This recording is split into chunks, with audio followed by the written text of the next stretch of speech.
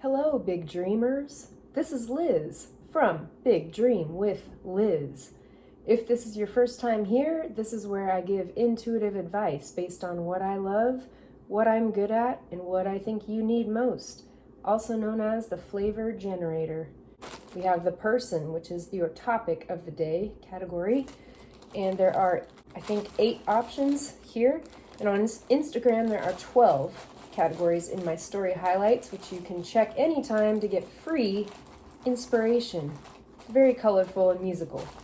The reason there are a difference in numbers of categories is because I have subcategories within a couple of my categories that don't need their own papers, they just need their own story highlights. You'll see, you just have to check. You know what I mean, maybe.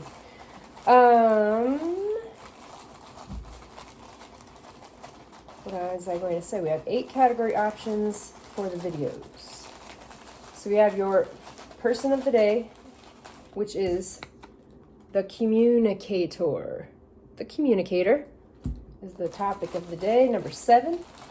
So I have the communicator bag full of all these little fortune confettis, which are based on what I love, what I'm good at, what I think you need most, orange, yellow, and green colors.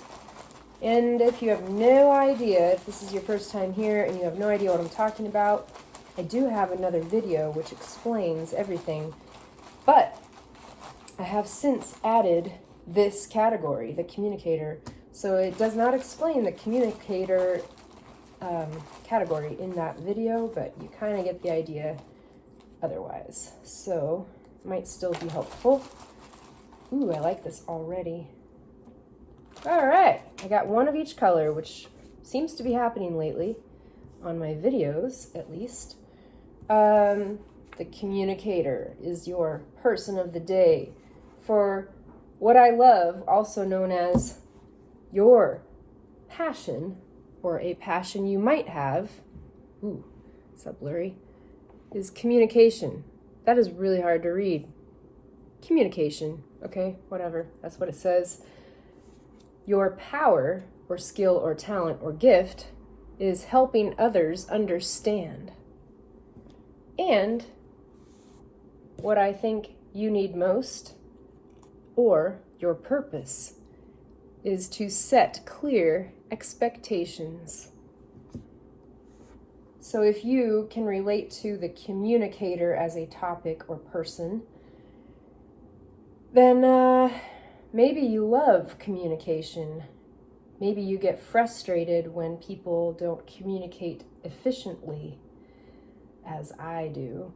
And I'm not saying I do, like I communicate so well. I am always working on being a better communicator and listener, which is a part of communicating efficiently. And I dislike when people ghost each other or me. I dislike when someone doesn't want to talk about something. I get frustrated in the history of my life. When people ignore me, when people don't want to communicate, I get frustrated because that's the only way you're going to figure out where the other person is coming from and if there is a resolve to the situation or not. Which brings me to helping others understand. If you don't speak your mind, if you don't listen to what the other person has to say, then you only be guessing what they are thinking, which goes nowhere, and you are not able to then understand each other. So, set clear expectations. Hey, this is going well together. I did categorize everything for a reason. Set clear expectations. So that is your goal to, in anything, let people know what your boundaries are. This kind of brings me to boundaries. What your expectations are as an individual, because that is not going to be the same as someone else, and they are not going to be able to necessarily read your mind to know what it is you expect from them, or in this makes me think of work scenarios. So if you have a manager or a boss who, if they were not to communicate to their team with team meetings or daily check-ins or whatever, they are not telling you, hey, this is what we expect of you. Or when they hire you, this is what we expect you to do on your job now that you have been hired here. Then you would have no idea what you are going to work for. I mean, you might have an idea if you are a cashier and you're supposed to ring up people's items and take their money and give them their change back and tell them to have a great day. You kind of get an idea, but if you have no idea, if you've never done it before, and maybe there are other little things you need to know along the way in the job, then you would have no idea what they expected of you in that first day if there was nobody training you and nobody telling you what they expected of you. And that wouldn't work out for very long for either person. I mean, you might be able to kind of catch a clue from the cashier next to you or something, but you would probably not do so well learning on your own with customers and whatever else. That actually happened to me once. That's why it came to mind. Not very fun. They kind of showed me like two people, they threw me in the register. I had all that money and stuff on the machine to try to figure out, and then just let people come in line and have me practice, and they had only shown me like 2 times, and that was not enough for me to know how to be a cashier. And then they just kind of threw me to the wolves, so to speak, the customer wolves, because the customers don't have any clue that you are completely brand new and have no idea what you are doing until they find out the hard way, and they're waiting forever because you don't know how to do something. So it's really poor management and training on their part to do that.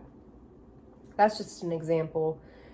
But yeah, set clear expectations if you are in a leadership position, or even if you're in a relationship and you need the other person to know where you're coming from and why. Why is it important that they know what to expect? Because they may not respect your wishes if they don't know what they are.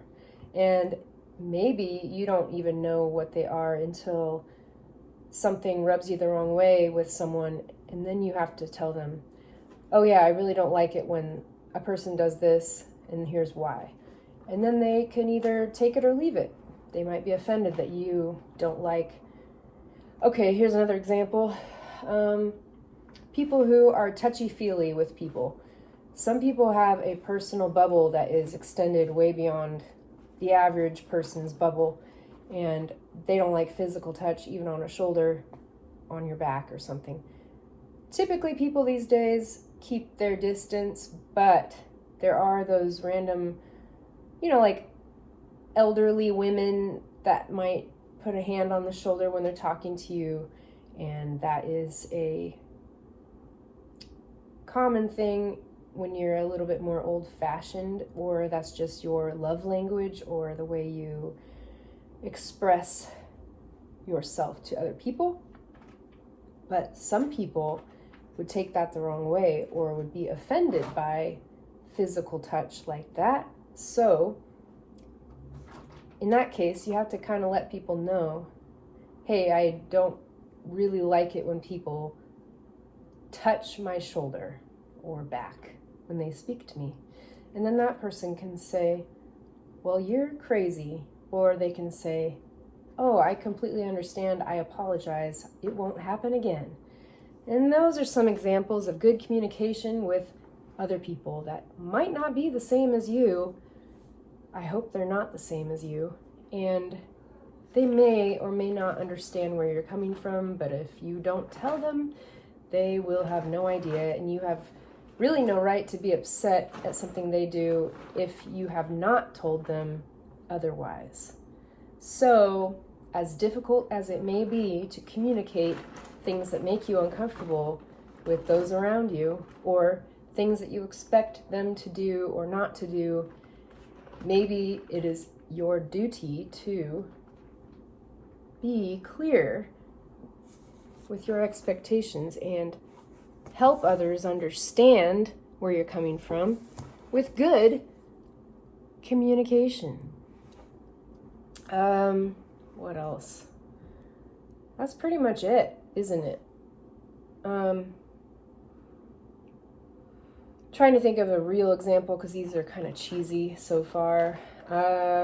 Since it is based on my own experiences, good communication. I have always had a hard time with confrontation, so I was shy for a very long time, and I did not like to tell other people anything, let alone something that I thought they needed to know about me that was different possibly from how they might be, because I was afraid of rejection, abandonment, being scolded or talked down to and things like that. So it was hard for me if I felt like there was a butting of heads with somebody I worked with in the past, which did happen, and I didn't know why.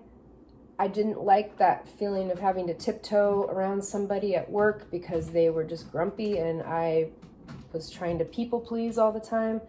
And so I eventually had to go to this person, there's been more than one, and say, hey, I feel like there's a passive aggressive energy happening.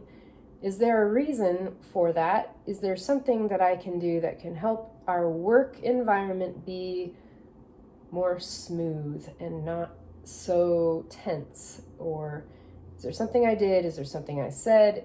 I don't want to work in this environment where it's tense and uncomfortable, because I don't do well. I don't work well under those conditions, I guess you could say. And sure enough, there was nothing I had actually done, in their opinion, that was bothering them. I think they just wanted to see what I could handle, in a sense. Some people like to do that and be the boss, and I'm not a bossy person. So in a way, they were seeing how much I would take before I would snap, I think. And I didn't snap. I just talked to them professionally and said, I don't like this. This is uncomfortable. The way when you say this, or the way you're saying this, it feels like I did something wrong. Did I do something wrong? Yes or no?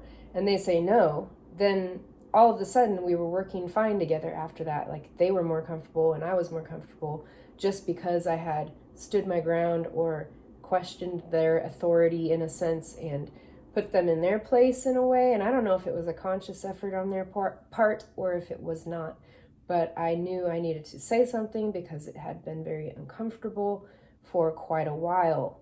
And I do not work well when I feel like everything I do is wrong for the person or people around me.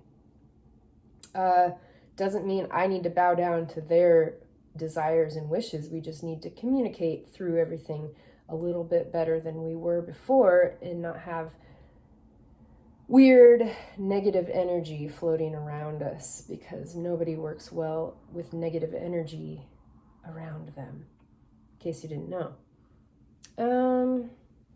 What else? Communication, helping others understand, set clear expectations. There are going to be times, like in the wrong type of intimate relationship, where you do set clear expectations with the person and they do not respect your expectations. So one example for me was somebody who was not very healthy for me to be with, but I was with for quite some time. And he did not respect my request of not having people over every single day. And this actually happened in 2 relationships I was in. They could not be alone. They could not be just with me or family even. They had to have friends over all the time. And the second case scenario was worse than the first one. But constant, like a revolving door of people. It was like one person would leave and another person would come in. It was crazy. And to me, because I'm an introvert and I need my space, my me time, alone time, or at least just with the person that is considered my partner. So it was a little much for me to be in hostess mode. I mean, a lot of the time I would just check out, go to my room, shut the door, work on creative things, or read, or listen to music, meditate, self-massage, like, because I was stressed. And that's all I could do to kind of get away from the situation, because he would not respect my desire to have peace and quiet in my own home. And unfortunately, he abused that for too long, and I felt disrespected for long enough that I finally left the situation, and I am thankful that I did. So sometimes when you set clear expectations time and time again, the other person still may not compromise and understand where you are coming from or care.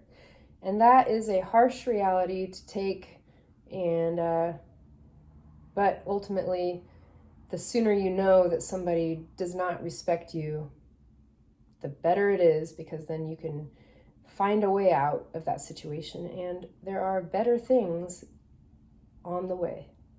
I'm going to leave it at that. I hope that that message made sense today.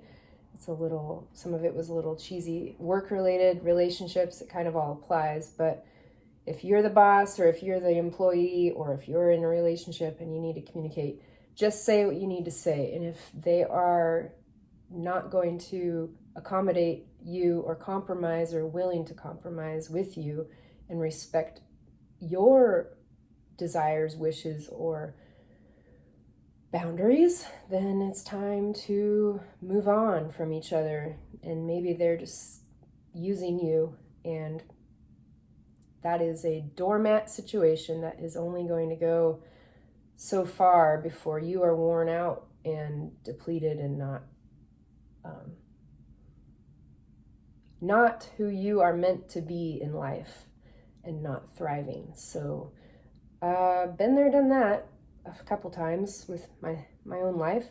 So I'm here to support you if you're in that kind of situation. I am sorry if you are, and it's a rough spot to be in, but it's okay. You may have love for the person, and you can keep that love for them from a distance, and they may not appreciate you the way others will. So that's a good sign, because that means there are other people out there who will appreciate you. You just have to get out of the situation you are in order to find your true group of people that will appreciate who you are and support you even. So I hope this helps, and I'm here to help bring out the inner magic you have always had but forgot about.